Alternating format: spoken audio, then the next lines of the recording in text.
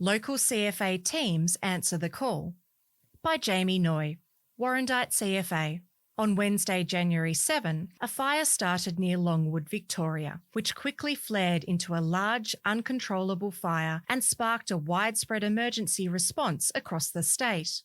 CFA volunteers from all our local brigades once again packed their gear, left their day jobs and families behind, and joined strike teams deploying into fire-affected areas where experience, endurance and teamwork mattered most. Among them was Warrandyte CFA volunteer Hugh Duggan, who deployed on Strike Team 1313 to the staging area in Alexandra, working swing shifts made up of 12-hour days and 12-hour night shifts. Operating in and around the Alexandra Hills, Hugh's strike team was tasked with blacking out and managing the live edge, working closely alongside Forest Fire Management Victoria, FFMV, crews. The area was alive with activity, with bulldozers cutting containment lines, helicopters thundering overhead, and ground crews methodically securing what had already burned to prevent flare-ups. The coordination was impressive.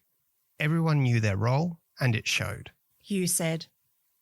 The second day saw Strike Team 1313 staged at the Incident Control Centre from the Alexandra Depot, where crews rotated through taskings, feed and rest cycles. Systems and operations were effective and fatigue was carefully managed. It was absolutely worthwhile. With not much significant bushfire activity in recent years, this added so much to everyone's experience bank.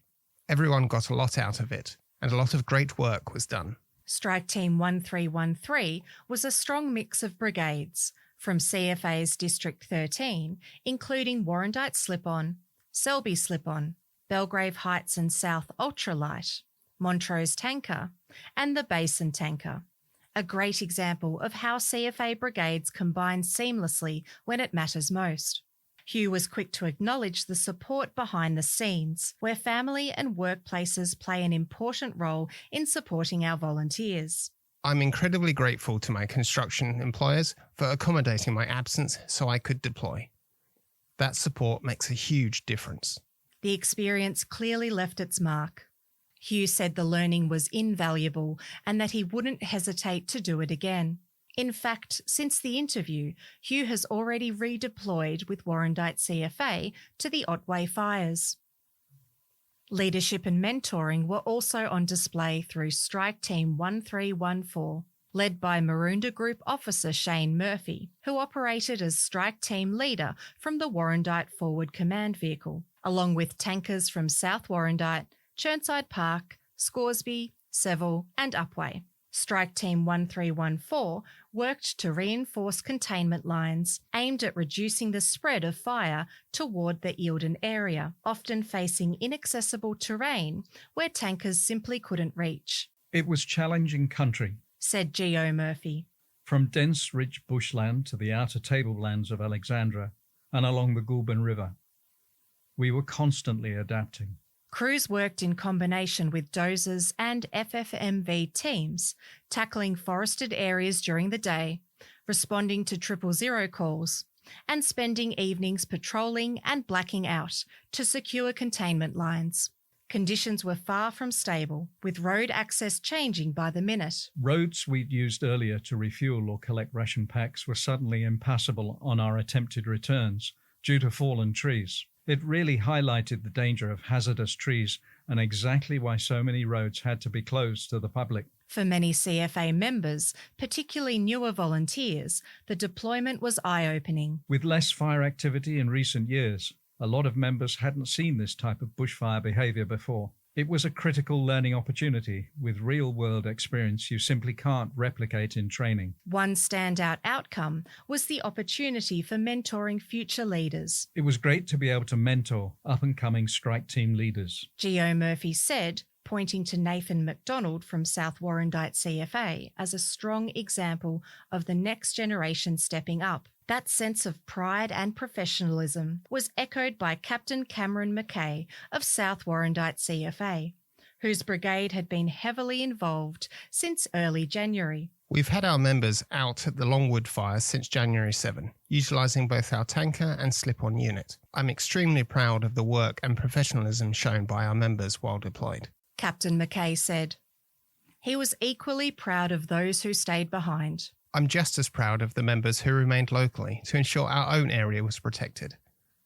The fire ran hard and fast, but our people did some amazing work under some very trying weather conditions. North Warrandyte CFA was part of the first crews to deploy to Harcourt with Strike Team 1404.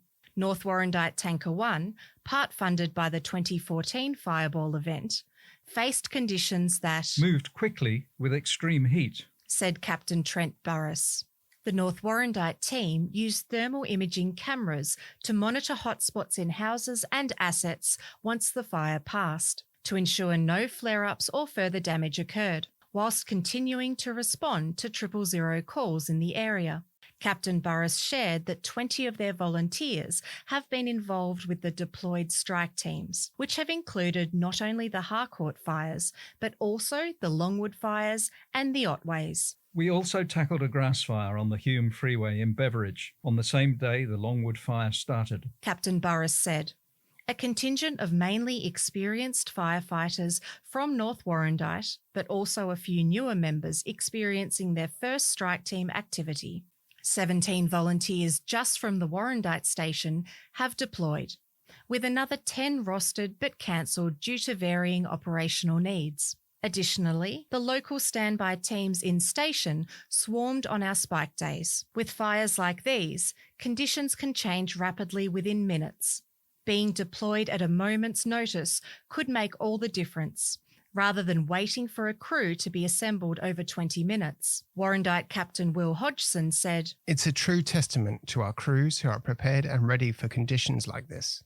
Warrandyte CFA pre-summer training commenced back in September 2025, anticipating the drier conditions this year.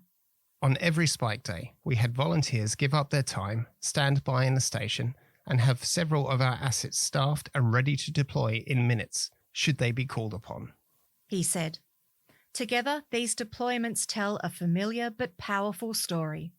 A story of volunteers who step forward when conditions are dangerous, whether they are rostered to deploy or sitting in station ready to go, who learn, adapt, and support other brigades, and who return home more experienced, more capable, and ready for the next call, response ready, professional, operationally prepared, and always without hesitation.